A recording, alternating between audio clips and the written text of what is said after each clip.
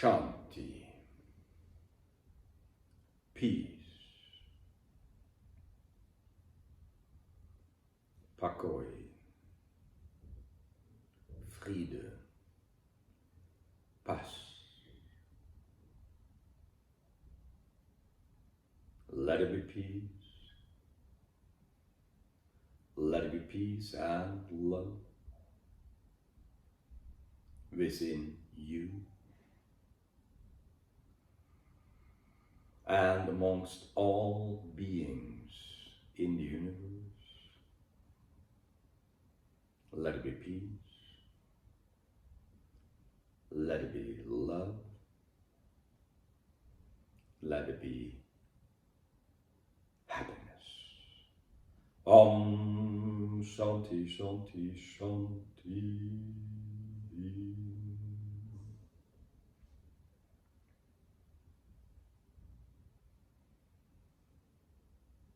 Namaste. Welcome.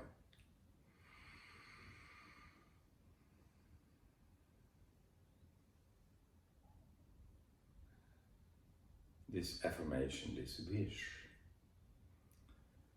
let it be love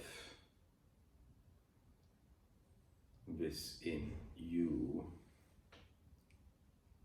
is a good heart wish.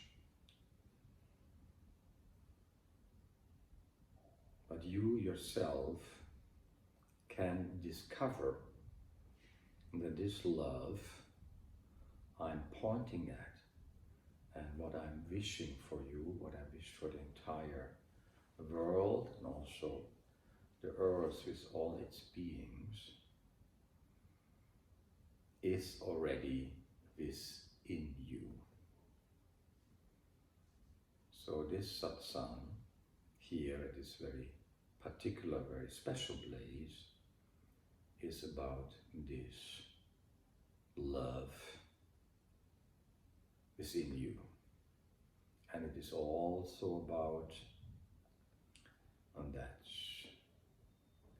peace and the happiness, as it says in the end of the affirmation. Because for me, it has always been a very vital aspect. And as I say, spirituality, this kind of approach to life, this orientation, should also result into happiness, that you rediscover this love within you, this happiness which is your natural beingness.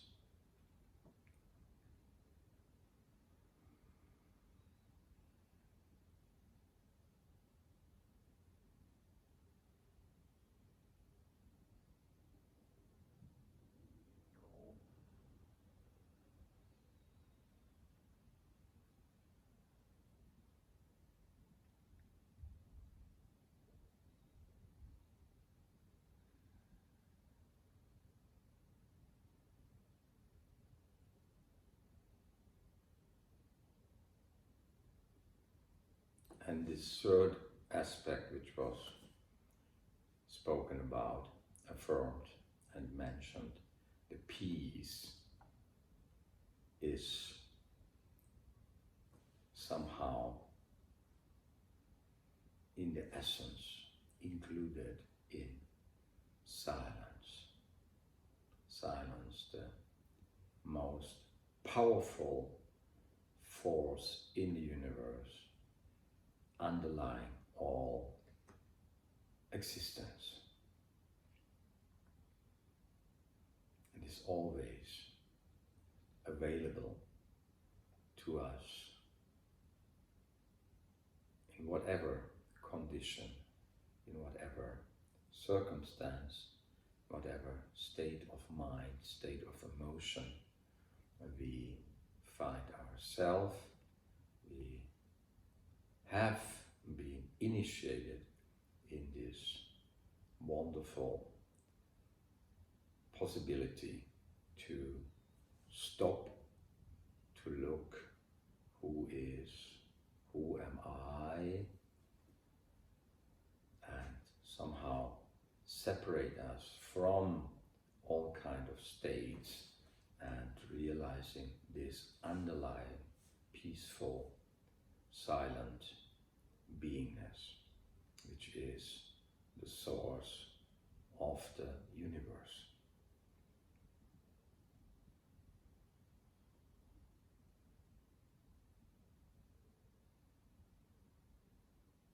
So in this video you will also see some recordings from the area here. It's a special area with beautiful mountains which are called Montserrat. That means actually in the Catalonian language the saw mountain, this tool which you use to saw wood, cutting wood, because it has these tops, these mountain pinnacles which look like a saw. Some others call it the fingers of God, because it also sometimes looks like there are fingers, and because it has a long spiritual tradition, most likely already pre-Christian spiritual power spot, power area, and later was then taken over by Christians, particularly Christian monks who built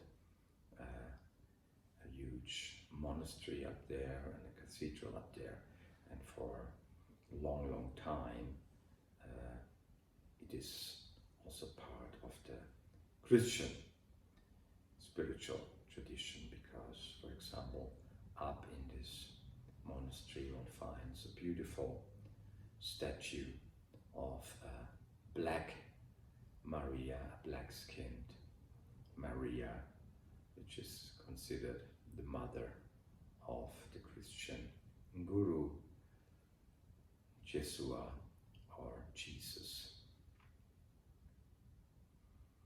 And this statue comes from 8th century Roman,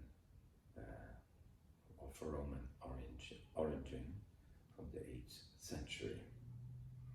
So this place is considered holy by the Christian tradition, and many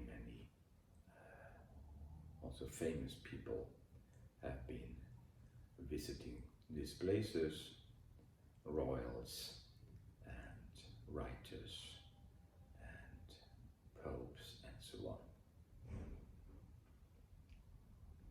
And normally it's also frequented by a lot of pilgrims who come here on their pilgrimage to Compostela, but in these days there is hardly anybody. So for us it was lucky that we could even approach this place, because we flew in yesterday and didn't know that even this was not allowed. So we made our way after some efforts to find a rental car from the airport in Barcelona, and only when we were already driving up the mountain towards the monastery, we were stopped by police, and they informed us that we could not go further. But after we explained our situation and approached them warm-heartedly and expressed our special wish to be at this place, that we particularly traveled here, the good-hearted police officer allowed us to proceed, even it would be forbidden. So what drew me here was that I read many years ago in this book in the books from Papaji, that also he was attracted to come to this place, because when he was sharing Satsang in Europe at that time, in Barcelona, which is like a 40-50 minutes drive from here, he wanted to come here and see spiritual people who had experience of God. So I read this many years ago. There are a trilogy, 3 books, which speak about Papaji's life. He speaks about his life, all his adventures, experiences and places he visited around the globe, with many beautiful, magic, mysterious happenings. And it's so full of stories, and it's so special to me that the title of the book, which Papaji chose at that time, was Nothing Ever Happened. So this is the understanding of the wise, who is quite capable to live in whatever circumstances of the worldly existence, and lives probably according to the momentous situation, but has the deeper, ever-present knowledge that everything in itself is entirely empty. So this fullness, emptiness, this diversity, oneness, understanding of the Buddha, that there is no difference between nirvana and samsara, illusion, enlightenment. All is manifesting on this silence, love, peace essence, which we could call the heart from where this life force springs forth, which is governing the universe, the sun, as much as your body, your existence.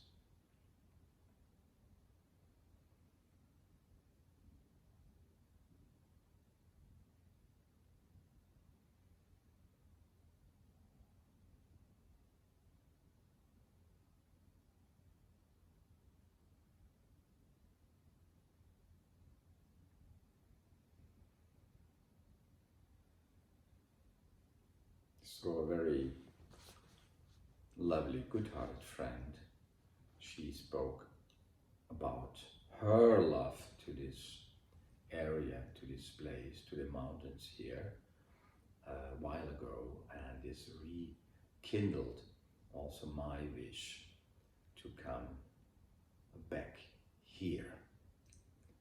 And originally it was planned to do a satsang recording out in nature, up in the mountains, on the tops or in the forest.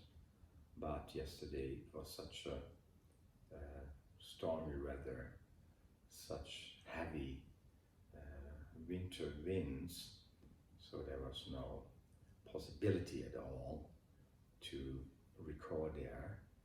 The sound would have been impossible to hear, and it was also bitterly cold with these strong winds. So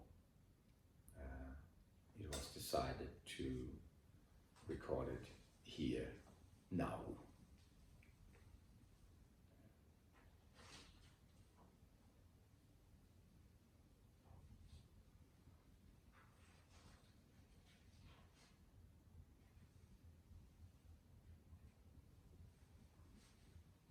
This love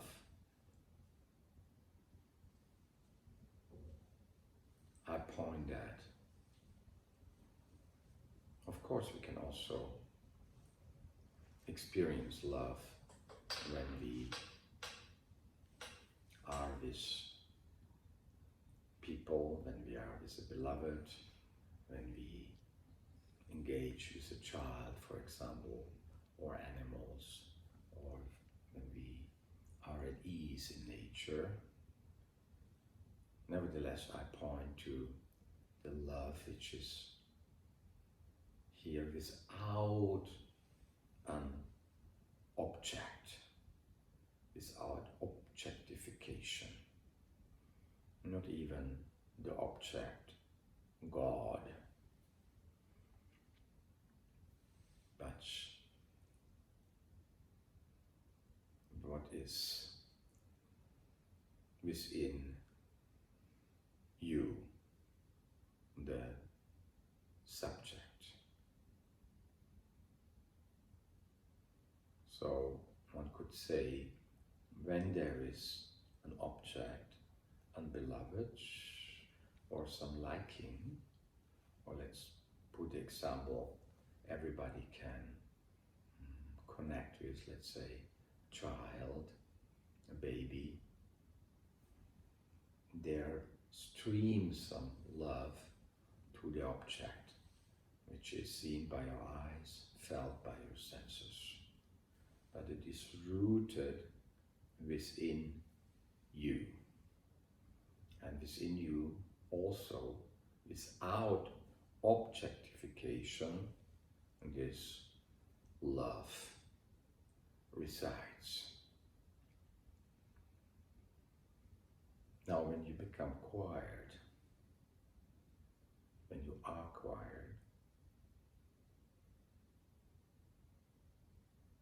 this love embraces you and embraces your life also.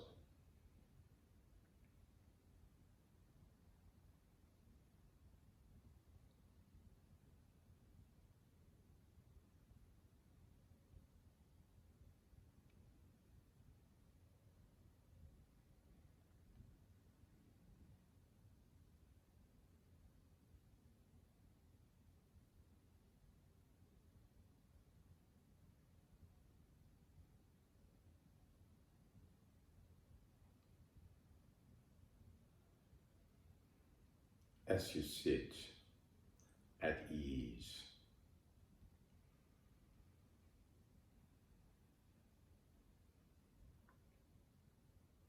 with relaxed breathing, eyes open or eyes closed, as it suits you.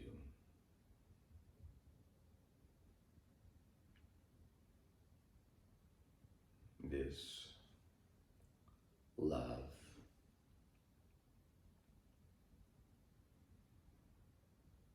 is evident.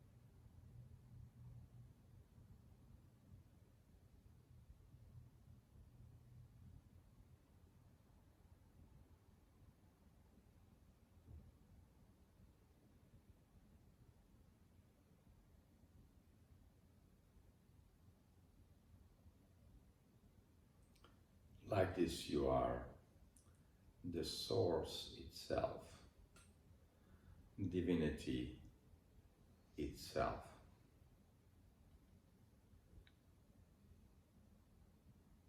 Peaceful, loving, happiness.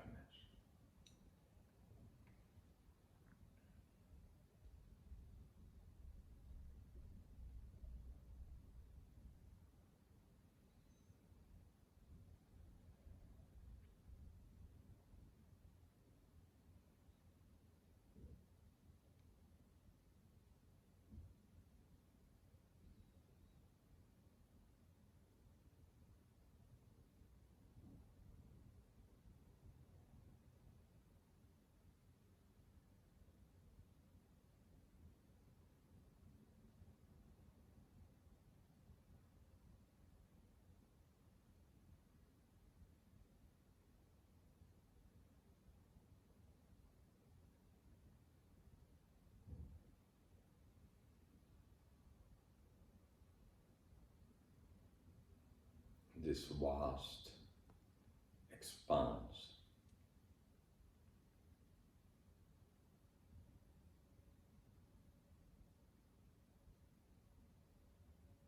of nowness.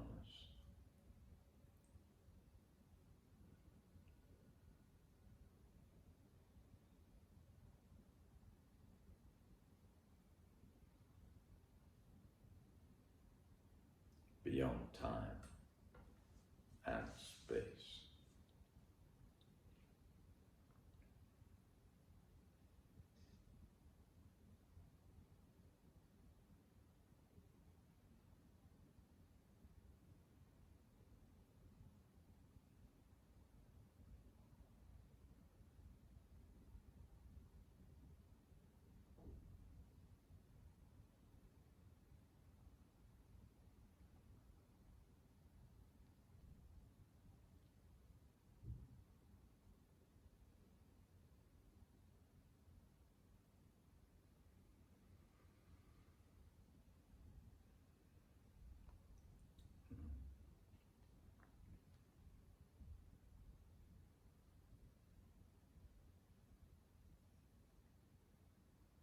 So as I'm roaming around this area,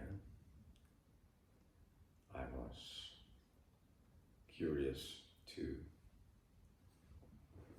read again what Papaji spoke about his visits here, so I asked my assistant to send me some of the pages, and it speaks about this European tour which Papaji did, and when he told his devotee, Spanish devotee, about, I read now, my desire to meet with Christian contemplative monks. He was a good person to ask because he had spent several years living in a Christian monastery. Enrique had spent his monastic years at Montserrat, a very famous monastery located near Barcelona. He still knew the man in charge, and through him he said that he could probably get us an interview with a hermit who lived outside the main community. We went there and were introduced to a Father Basilio. He surprised me by saying that he had heard about me from several monks who had come into contact with me in India. He said, jokingly I think, that I had been a subversive influence on some of his monks. They go to India as good Catholics, he said, but when they come back from seeing people like you, they have rudrakshas, malas around their necks, and they are chanting Om instead of Ave Maria. That also happened to me. was not singing particularly Ave Maria, but many, many Christian songs. And I was in the chorus of a Christian church as a child and in my youth. But then when I came to India for the first time in 1981, I was immediately embraced, attracted to this beautiful mantra, Om, which has since then been my most favorite sound vibration. Papaji continues, I had lunch with the abbots and some of the monks. I remember I asked some of the people I was introduced to, have you at any time seen God? If not physically in your waking state, then in a dream or a vision. As I listened to their answers, I discovered that no one, not even the head of the monastery, had ever seen God or Jesus, even in a dream. They were a little bit surprised by my question because they didn't seem to think that seeing God or Jesus was a legitimate spiritual aim. I asked one of the senior monks, you don't seem to attach much importance to seeing God, but if one of your monks reported to you that he was having visions of Jesus, what would your response be? What advice would you give? He answered, we have to be careful with cases like this. They do occur from time to time, but often they happen to people who are psychologically disturbed. Schizophrenics often claim to see God or even to be God, but we can't take their claims seriously because they are mad. In my experience, people who report having visions of Jesus usually have some mental disorders.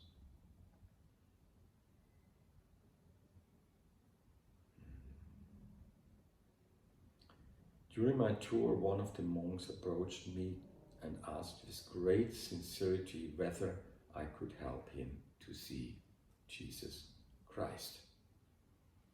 He said, I overheard your conversation earlier today about seeing Jesus or God.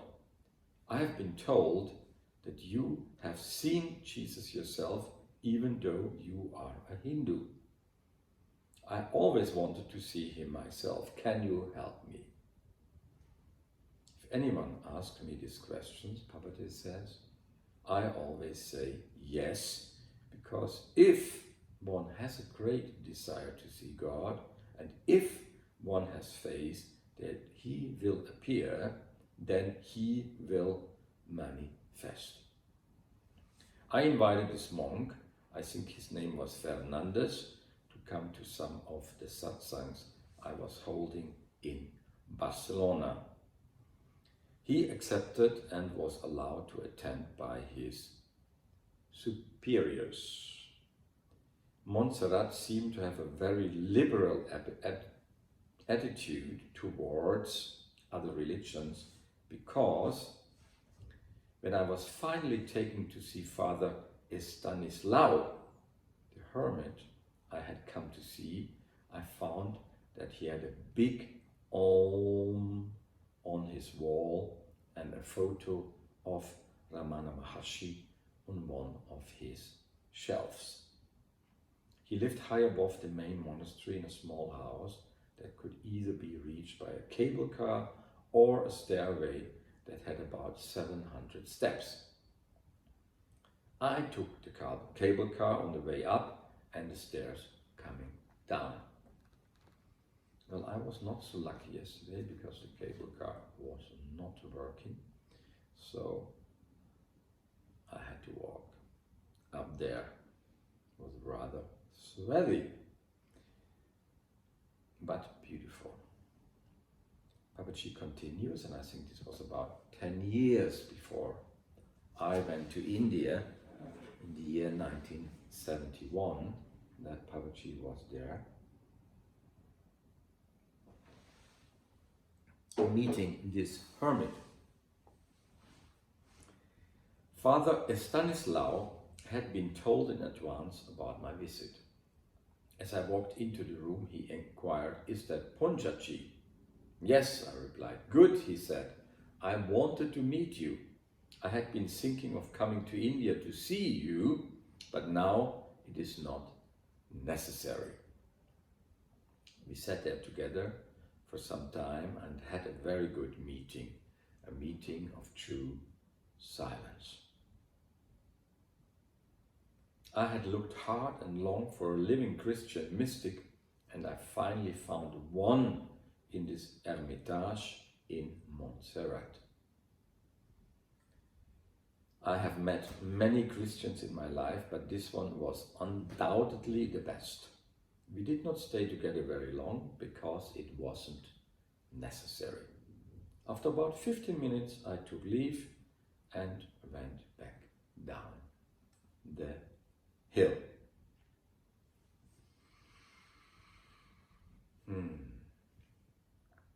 So if you once get hold of this book, you can even read more about also what Mira, Papaji's devotee, writes about it.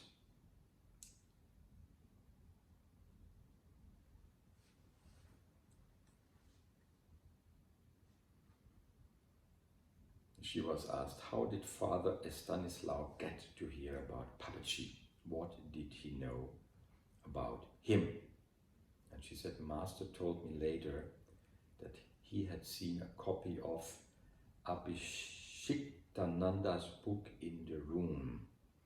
So this I have to explain. This was also a Christian monk who went to India and there got or took on this Sanskrit name, and he, as far as I know, he met Papaji when he was staying in a cave at Arunachala. So that must have been in the 40s already, 1944 or something like that, because I read on other occasions about this Christian monk who met Papaji, and he obviously wrote a book. So this other father, the other Christian hermit, read again in the book of his other monk.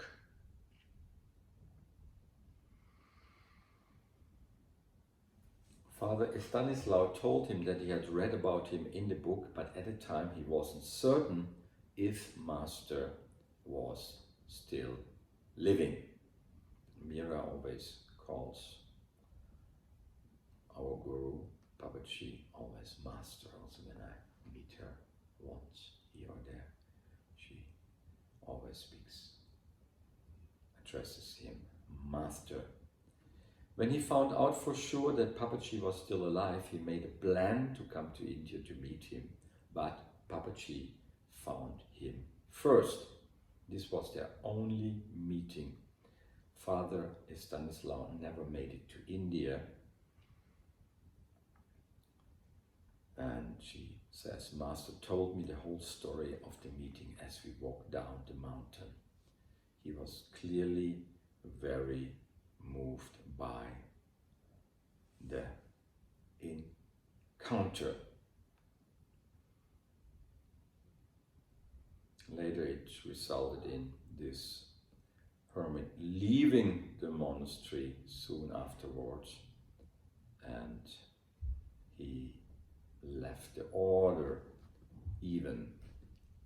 So this meeting in silence was of a transformative power. obviously.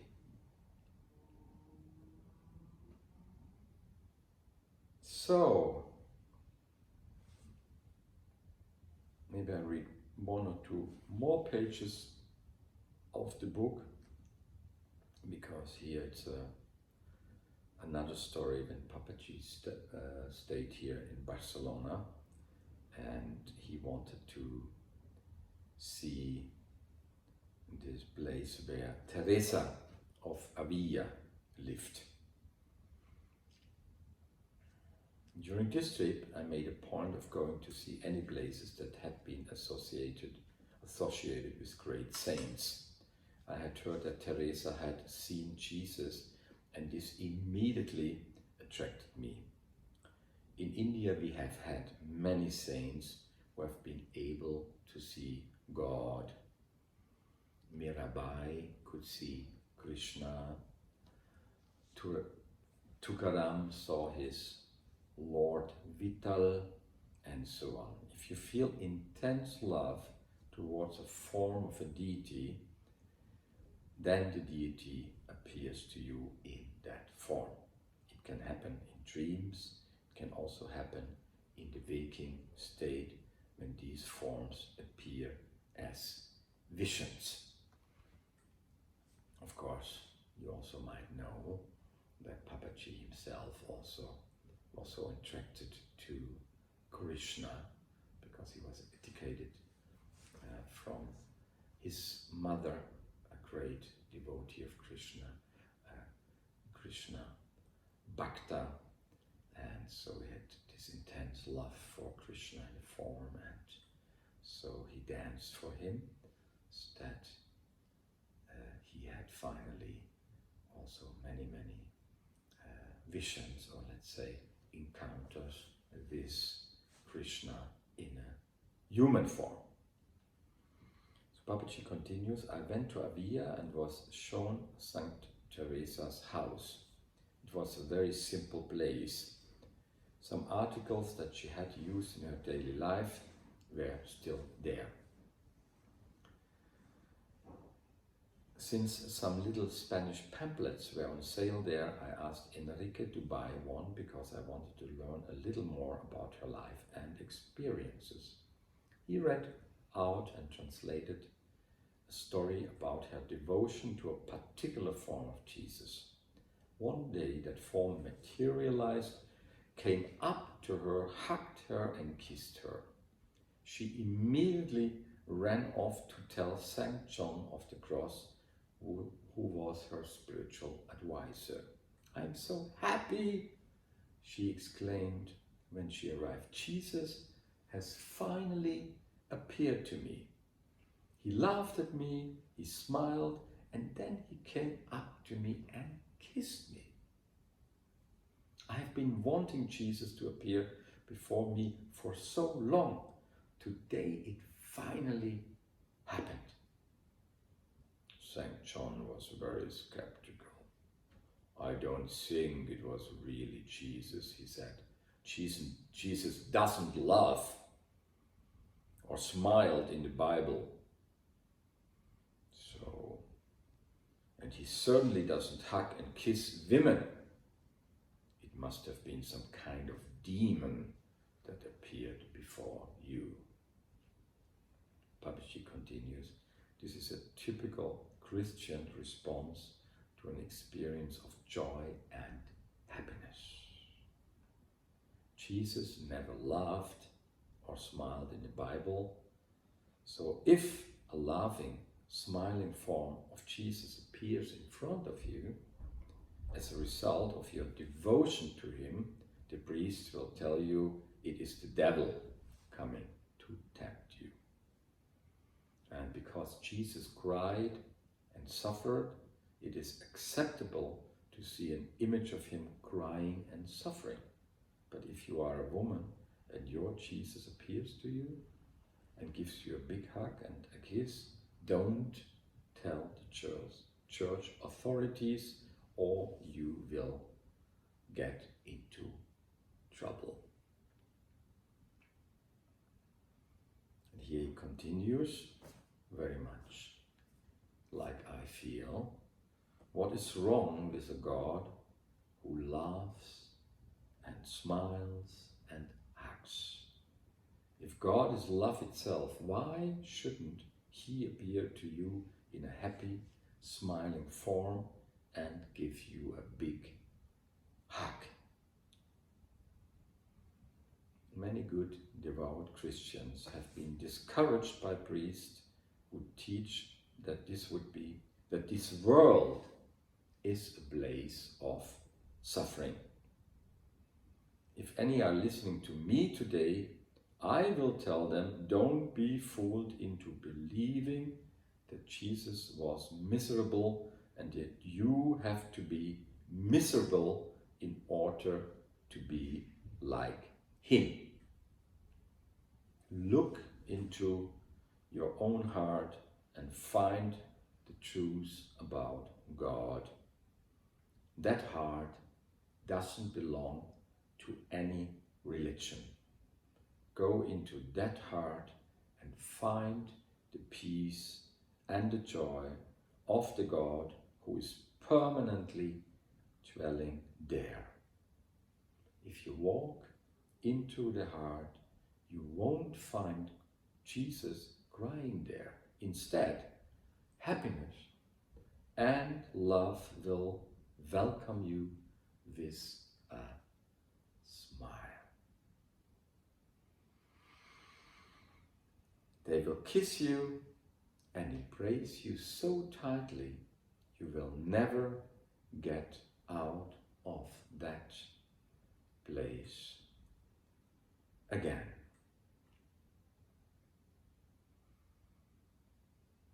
And Papaji continues, I traveled all over Europe meeting Christians and visiting their churches and monasteries. I finally came to the conclusion that no one could see God through Christianity. If you like being chronically depressed, then Christianity is the religion for you. If that's what you want, go to church and learn how to be guilty and miserable. But if you want peace and happiness, then throw away all your ideas and walk into the kingdom of heaven that is inside you, in your own heart. Thus spoke Papaji, my beloved Guru. And then in January 1972, he flew back from Barcelona to India.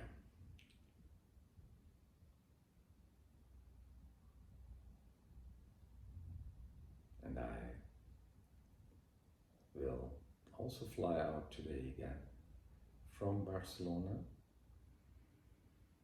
But after this Satsang, after meeting you in my heart, after reminding you about your heart, this kingdom of heaven which resides within you, I will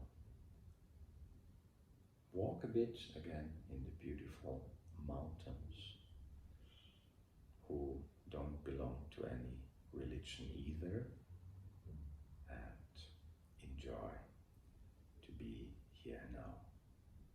Like that, I wish you also happy now, happy beingness.